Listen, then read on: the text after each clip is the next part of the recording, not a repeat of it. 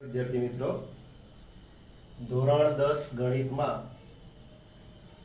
પ્રકરણ 1 વાસ્તવિક સંખ્યાઓનો શરૂઆત આપણે કરીએ છીએ. વાસ્તવિક સંખ્યાઓની શરૂઆતમાં આ પ્રકરણ સમજી લઈએ કે બોર્ડની પરીક્ષામાં 4 ગુણનું પૂછાય છે.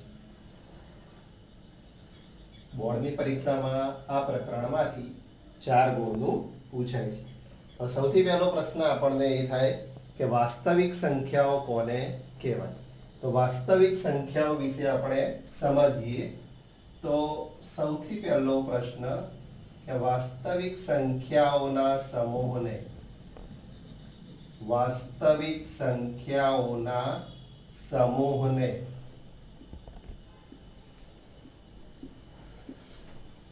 ખાલી જગ્યા વડે દર્શાવવા. તો વાસ્તવિક સંખ્યાઓ વિશે તમે 9મા ધોરણમાં પણ ભણી ગયા છો. ધોરણ 9 ની અંદર આપણે વાસ્તવિક સંખ્યાઓના સમૂહ વિશે ભણેલા છે. જુદા જુદા સંખ્યાગણના સમૂહ વિશે ભણેલા છીએ. તો તમે 9મા ધોરણમાં ભણ્યા છો એ મુજબ વાસ્તવિક સંખ્યાઓના સમૂહને અંગ્રેજીમાં રિયલ નંબર્સ વડે દર્શાવાય. અંગ્રેજીમાં એને રિયલ નંબર્સ કહેવાય. એટલે એનો પહેલો કેપિટલ અક્ષર આ. વાસ્તવિક સંખ્યાઓના સમૂહને r વડે દર્શાવાય છે. હવે પ્રશ્ન આપણને એવો થાય કે આ વાસ્તવિક સંખ્યાઓમાં કઈ સંખ્યાઓ આવે, કઈ સંખ્યાઓનો સમાવેશ થાય. તો તમે 9મા ધોરણમાં ભણ્યા છો કે પહેલા તો પ્રાકૃતિક સંખ્યાઓ કે જેને આપણે n વડે દર્શાવીએ છીએ. પ્રાકૃતિક સંખ્યાઓના સમૂહને આપણે શું કહીએ છીએ? n. તો પ્રાકૃતિક સંખ્યાઓ n. ત્યારબાદ આપણે પૂર્ણ સંખ્યાઓ વિશે ભણ્યા હતા. તો પૂર્ણ સંખ્યાઓના સમૂહને આપણે w વડે દર્શાવીએ છીએ. ત્યાર પછી આપણે ભણ્યા હતા પૂર્ણાંક સંખ્યાઓ. તો પૂર્ણાંક સંખ્યાઓના સમૂહને આપણે z વડે દર્શાવીએ છીએ. ત્યાર પછી આપણે ભણ્યા હતા સમય સંખ્યાઓ. સમય સંખ્યાઓના સમૂહને આપણે q વડે દર્શાવીએ છીએ. તો પ્રાકૃતિક સંખ્યાઓ, પૂર્ણ સંખ્યાઓ, પૂર્ણાંક સંખ્યાઓ, સમય સંખ્યાઓ અને ત્યારબાદ આવશે અસમય સંખ્યાઓ. અસમય સંખ્યાઓ કે જેને આપણે i વડે દર્શાવીએ છીએ. અસમય સંખ્યાઓને i વડે દર્શાવીએ છીએ. તો આ બધી જે સંખ્યાઓ છે, પ્રાકૃતિક સંખ્યાઓ, પૂર્ણ સંખ્યાઓ, પૂર્ણાંક સંખ્યાઓ, સમય સંખ્યાઓ, અસમય સંખ્યાઓના સમૂહને વાસ્તવિક સંખ્યાઓનો સમૂહ કહેવાય. વાસ્તવિક સંખ્યાઓનો સમૂહ કહેવાય.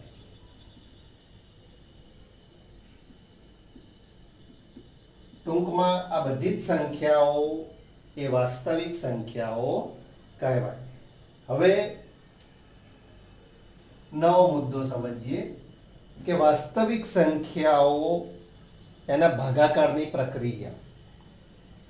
તો ભાગાકારની પ્રક્રિયા.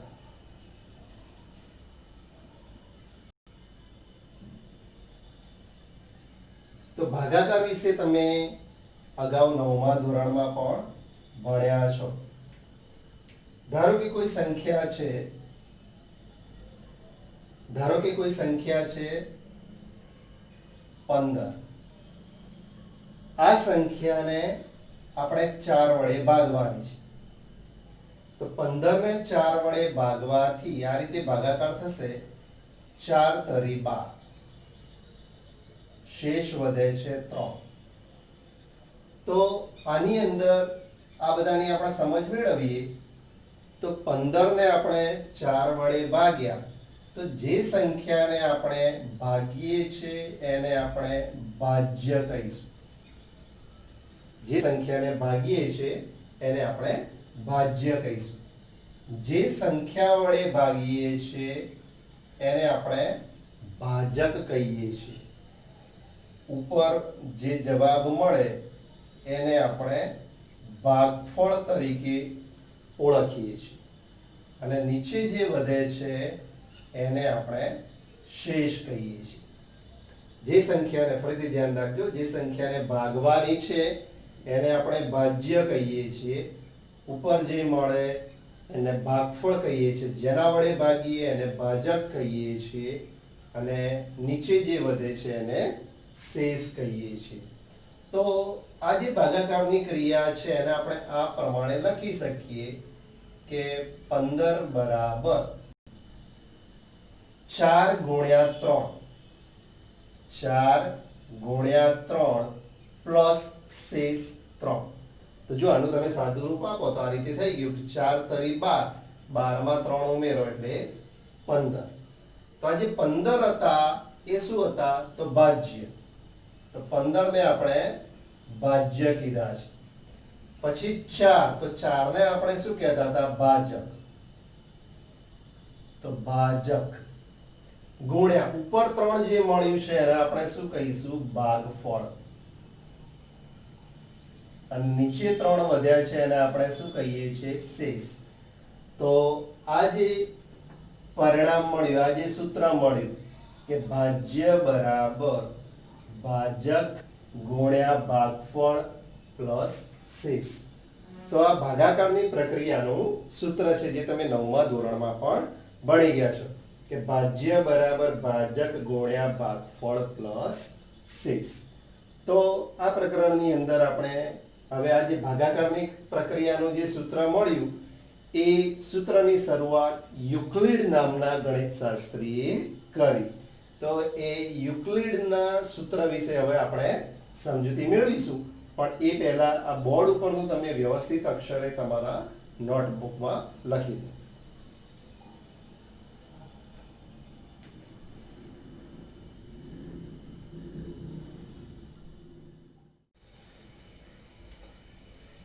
ભાગાકારની ક્રિયા સમજ્યા આપણે કે ભાગાકારની ક્રિયાને આપણે કઈ રીતે વ્યાખ્યાયિત કરી તો ભાજ્ય બરાબર ભાજક ગુણ્યા ભાગફળ પ્લસ શેષ. અને આ જે ભાગાકારની સમજૂતી, ભાગાકારની ક્રિયાની સમજૂતી એ યુક્લિડ નામના ગણિતશાસ્ત્રીએ એક ભાગાકારના પૂર્વ પ્રમેય તરીકે આપી. અને યુક્લિડના ભાગાકારના પૂર્વ પ્રમેય આ ખૂબ જ અગત્યનો પ્રમેય 1.1 આ વિધાન આગળ આપણે જે દાખલાઓ શીખવાના છે એના માટે અગત્યનો ટોપિક છે આ. તો યુક્લિડનું ભાગાકારનું પૂર્વ પ્રમેય. તો એ પૂર્વ પ્રમેયની આપણે સમજૂતી મેળવીએ તો આપેલા ધન પૂર્ણાંકો a અને b માટે, એટલે આપણે જે શીખી ગયા જેમ કે ભાજ્ય અને ભાજક, તો આપેલ ધન પૂર્ણાંકો a અને b માટે અનન્ય અંદરૂણ પૂર્ણાંકો, અંદરૂણ એટલે ઋણ ન હોય તેવા, ઋણ ન હોય એટલે ધન પૂર્ણાંકો જ હોય, અનન્ય અંદરૂણ પૂર્ણાંકો q અને r એવા મળે કે જેથી, હવે સમજો વિદ્યાર્થી મિત્રો, આ અનન્ય અંદરૂણ પૂર્ણાંકો એવા મળે કે જેથી a બરાબર bq પ્લસ r થાય. ફરીથી ધ્યાન રાખજો, a બરાબર bq પ્લસ r થાય જ્યાં 0 less than or equal to r less than b. આનો અર્થ આપણે સમજી લઈએ. તો જો વિદ્યાર્થી મિત્રો, a આ જે આ સૂત્ર મળ્યું આપણે યાદ રાખવાનું છે. અને આ જે પરિણામ આપણે લખ્યું કે 0 less than or equal to r less than b, આના વિશે આપણે ખાસ સમજવાનું છે કારણ કે આવો પ્રશ્ન ખાલી જગ્યા અથવા તો એમસીક્યુ તરીકે પૂછાતો હોય છે. હવે આપણે હમણાં જે ભાગાકાર કર્યો હતો એ ભાગાકારમાં આપણે 15 ને ભાગ્યા હતા, એટલે આ જે છે એ એને આપણે ભાજ્ય કહીએ છીએ. a એટલે ભાજ્ય. આ b તો એને આપણે ભાજક તરીકે ઓળખતા હતા. આ q છે એ ભાગફળ છે. અને r જે છે એને શેષ તરીકે ઓળખીએ છીએ. તો આ સૂત્ર જે હતું આપણું કે ભાગાકારની ક્રિયાનું સૂત્ર આપણે શીખ્યા હતા કે ભાજ્ય બરાબર ભાજક ગુણ્યા ભાગફળ પ્લસ શેષ. તો એને યુક્લિડ નામના ગણિતશાસ્ત્રીએ આ રીતે રજૂ કર્યું, a બરાબર bq પ્લસ r એ શેષ છે. તો આ જે શરત છે કે 0 less than or equal to r less than b, આનો મતલબ શું થાય વિદ્યાર્થી મિત્રો ધ્યાન રાખજો, 0 એટલે કે આ જે શેષ છે શેષનું મૂલ્ય 0 અથવા તો 0 કરતા મોટું હોય, પણ b એટલે શું છે ભાજક, તો ભાજક કરતા તો હંમેશા નાનું જ હોય. એટલે આ મુદ્દો તમારે ખાસ ધ્યાન રાખવાનો છે કે કોઈ પણ બે ધન પૂર્ણાંકોનો ભાગાકાર કરીએ આપણે તો જે શેષ મળે એ શેષનું મૂલ્ય હંમેશા ભાજક કરતા તો નાનું જ હોય છે. એટલે આ શરત તમારે યાદ રાખવાની છે કે શેષનું મૂલ્ય કાં તો 0 હોય અથવા તો 0 કરતા મોટું હોય, પણ જે ભાજક હોય એના કરતા નાનું હોય, હંમેશા નાનું હોય. તો આ જે પ્રમેય છે એને યુક્લિડની ભાગાકારનું પૂર્વ પ્રમેય તરીકે ઓળખવામાં આવે છે. હવે આ જે સૂત્ર આપણે ભણ્યા એના લીધે આ યુક્લિડના નિયમના આધારે, યુક્લિડના પૂર્વ પ્રમેયના આધારે ધન પૂર્ણાંક સંખ્યાઓનો ગુસા શોધવાના દાખલા કે જે પરીક્ષાની અંદર 2 ગુણના પૂછાય છે, તો એવા એક દાખલાનો આપણે અભ્યાસ કરીએ. એક ઉદાહરણ આપણે સમજીએ. ઉદાહરણ આ પ્રમાણે છે કે યુક્લિડ ના પૂર્વ પ્રમેય મુજબ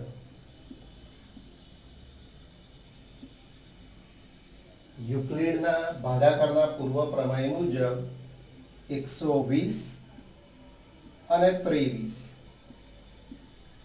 નો ગુસા શોધો.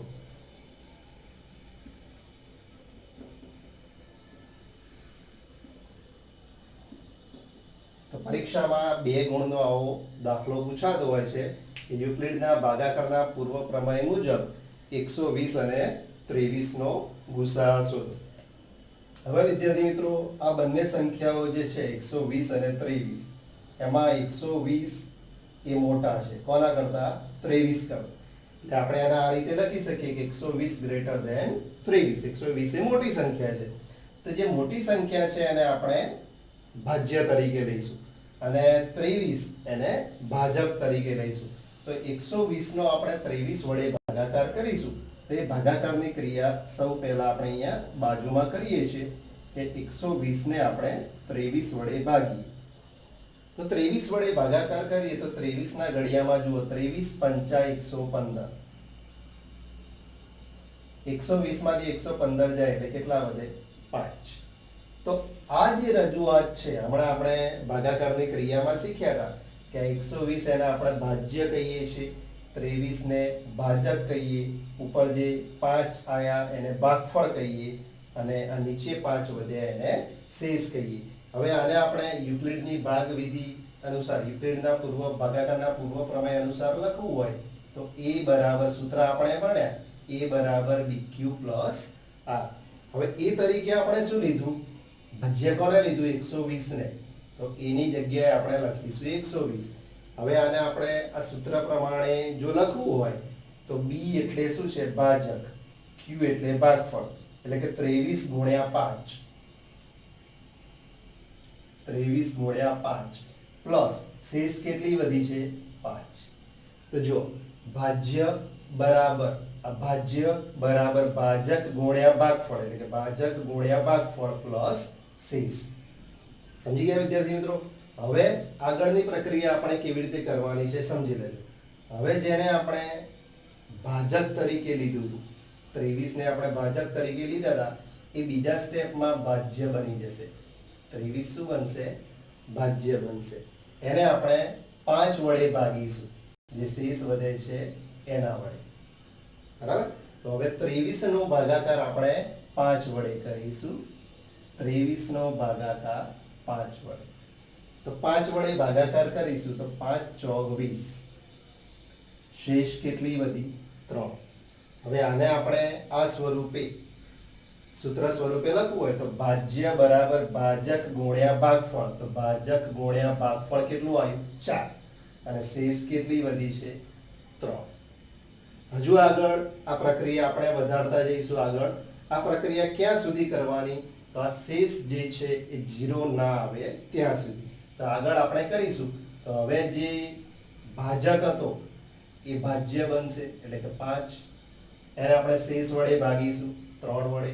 તો 5 નો ભાગાકાર આપણે 3 વડે કરીએ તો 3 એકા 3, શેષ 2 વધી.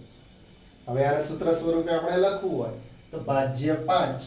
તો ભાજક ગુણ્યા ભાગફળ. ભાગફળ કેટલું છે? 1. અને શેષ કેટલી વધી? 2. હવે 3 છે એ શું બનશે? ભાજ્ય બનશે. એને આપણે 2 વડે ભાગીશું. તો હવે તમે સીધું લખી શકો કે 3 ને 2 વડે ભાગો તો ભાગફળ કેટલું આવે? 1. 2 એકા 2 અને શેષ કેટલી વધે? 1.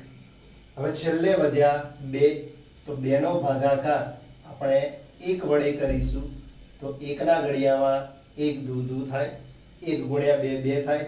હવે શેષ કેટલી વધી? 0. તો આખી પ્રક્રિયા આપણે ક્યાં સુધી કરવાની છે? તો શેષ 0 આવે ત્યાં સુધી. હવે આ સંખ્યાઓનો આપણે ગુસા મેળવવાનો હતો. તો આ સંખ્યાઓનો ગુસા કઈ રીતે આવશે? તો આપણે છેલ્લે જવાબ આ રીતે લખીશું કે ગુસા. હવે કઈ બે સંખ્યાઓ હતી? તો 120 અને 23. તો એના આપણે આ પ્રમાણે કૌંસમાં લખી શકીએ 120 અને 23. એટલે કે 120 અને 23 નો ગુસા. તો 0 પહેલા જે શેષ આવે છે, આ બધી શેષ છે. જુઓ વિદ્યાર્થી મિત્રો, 5 3 2 1 0 આ બધી શું છે? શેષ છે. તો 0 અગાઉ જે શેષ આવી, 0 અગાઉની શેષ કેટલી છે? 1. તો 0 અગાઉની જે શેષ આવી એને આપણે એ બે સંખ્યાઓના ગુસા તરીકે ઓળખીએ છીએ. તો યુક્લિડના ભાગાકારના પૂર્વ પ્રમેય મુજબ બે સંખ્યાઓ, બે ધન પૂર્ણાંકોનો ગુસા આ રીતે શોધી શકાય. તો આ જે દાખલો છે એ પરીક્ષાની અંદર 2 ગુણનો પૂછાતો હોય છે. તો આ દાખલો બરાબર સમજી અને તમે તમારી નોટબુકમાં લખી દો. એના પછી આપણે બીજા 1-2 દાખલાઓ આવા જોઈએ.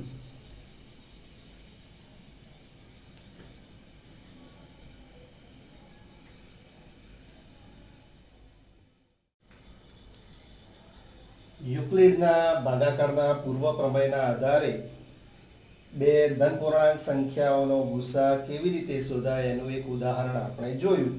હવે સ્વાધ્યાય 1.1 તમારા પાઠ્યપુસ્તકમાં સ્વાધ્યાય 1.1 માં પહેલો દાખલો આ જ પ્રમાણે છે કે યુક્લિડના ભાગાકારના પૂર્વ પ્રમેયનો ઉપયોગ કરી ગુસા શોધો. તો એમાં બે સંખ્યાઓ આપી છે પહેલા દાખલામાં 135 અને 225. તો સૌથી પહેલા વિદ્યાર્થી મિત્રો આપણે અગાઉ શીખ્યા એ પ્રમાણે આ બંને સંખ્યાઓમાંથી મોટી સંખ્યા કઈ છે? તો 225 એ મોટી સંખ્યા છે. એટલે કે 225 ગ્રેટર ધેન 135. તો આપણે અગાઉ શીખ્યા એ પ્રમાણે જે મોટી સંખ્યા હોય એને આપણે ભાજ્ય તરીકે લઈએ છીએ.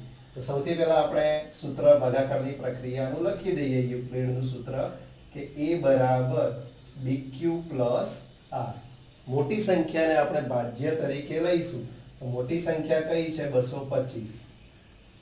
225 ને ભાજ્ય તરીકે લઈશું અને 135 ને ભાજક તરીકે લઈશું. તો આપણે બાજુમાં ભાગાકારની ક્રિયા કરીએ તો 225 ને આપણે 135 વડે ભાગીશું. તો 135 વડે ભાગતા જો 135 દુ 270 તો વધી જાય.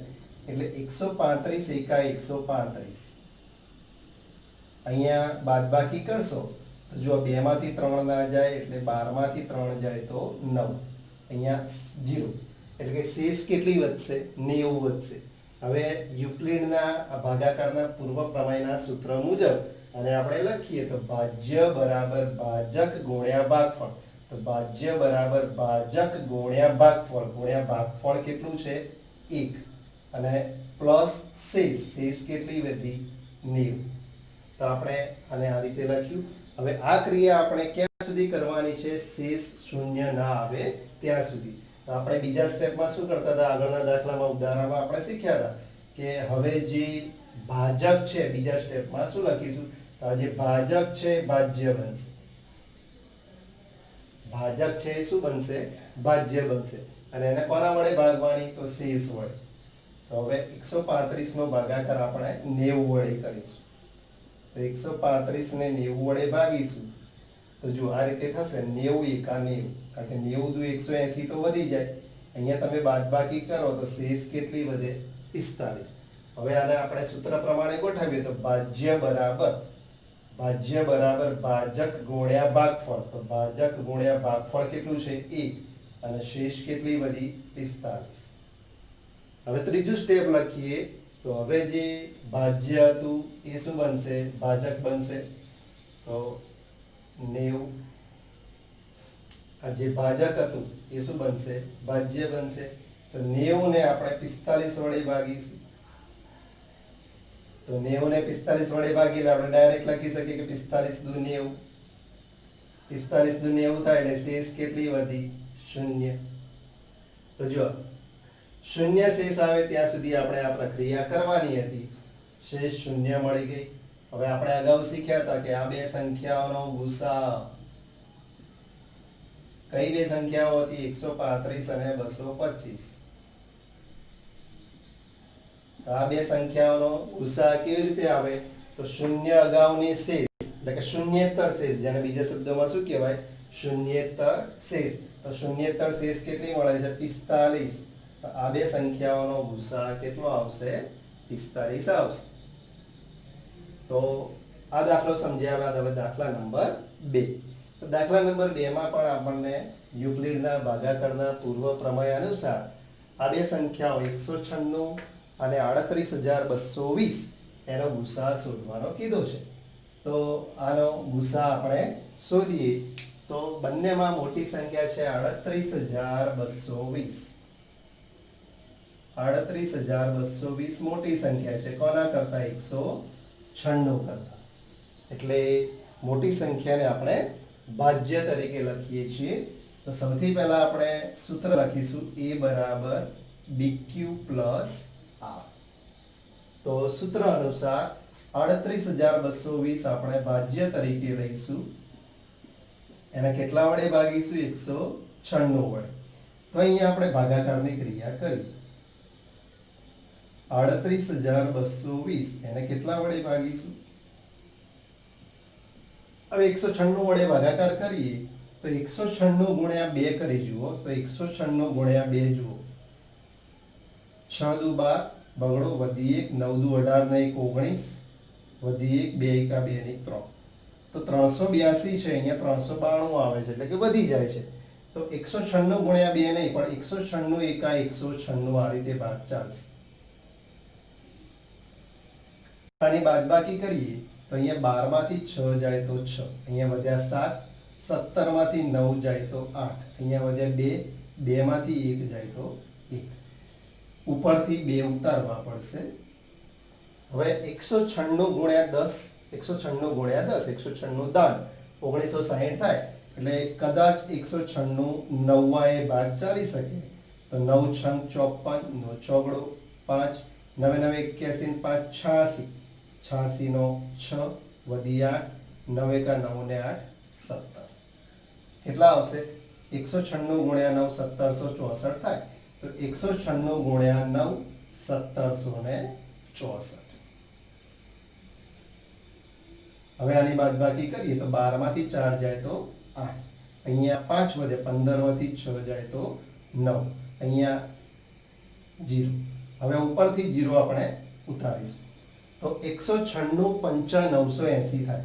196 ગુણ્યા 5 કરો તો 980 થાય. તો શેષ 0 આવી ગઈ. તો અહીંયા જુઓ, પ્રથમ પ્રયત્ને જ શેષ 0 આવી જાય છે. આ ભાગાકારની ક્રિયામાં આ બધામાં આપણે શું કરતા હતા? ભાગાકારની ક્રિયા આગળ કરતા જતા હતા. ક્યાં સુધી? શેષ 0 ન આવે ત્યાં સુધી. પણ અહીંયા પ્રથમ પ્રયત્નમાં શેષ 0 આવી ગઈ. એટલે આને આપણે લખવું હોય તો ભાજ્ય બરાબર ભાજક ગુણ્યા ભાગફળ. ભાજક ગુણ્યા ભાગફળ કેટલું છે? 195. અને શેષ કેટલી આવી? 0. હવે આપણે શીખ્યા હતા કે શૂન્ય પહેલાની જે શેષ હોય એને આપણે એનો ગુસા કહીએ છીએ. તો અહીંયા શૂન્ય પહેલાની શેષ તો આપણને ખબર પડશે નહીં. તો વિદ્યાર્થી મિત્રો કેવી રીતે સમજીશું? જુઓ, અહીંયા અગાઉના દાખલામાં આપણે જોયા કે અહીંયા જે શેષ હતી, અહીંયા જે શેષ હતી એ અહીંયા શું બની? ભાજ્ય. એનો મતલબ કે અહીંયા જે ભાજ્ય છે એ અગાઉની શું હશે? શેષ. તો અહીંયા ભાજ્ય શું છે? ભાજક શું છે? સોરી, સમજો. અહીંયા જે ભાજક છે એ અગાઉની શું હતી? શેષ. અહીંયા જે ભાજક છે એ અગાઉની શેષ છે. તો અહીંયા ભાજક 196 છે એ શું હશે? અગાઉની શેષ. તો અહીંયા જે ભાજક છે એ અગાઉની શેષ બને એટલે શૂન્યેતર શેષ. એટલે કે આ સંખ્યાનો ગુસા, આ સંખ્યાઓ કઈ સંખ્યાઓ હતી? 38220 અને 196. તો 38220 અને 196 નો ગુસા કેટલો આવશે? તો 196 આવશે. જવાબ કેટલો આવશે વિદ્યાર્થી મિત્રો? 196. આનો જવાબ આવશે 196. ફરીથી સમજો. અહીંયા પ્રથમ પ્રયત્ન જ આપણને શેષ મળી ગઈ.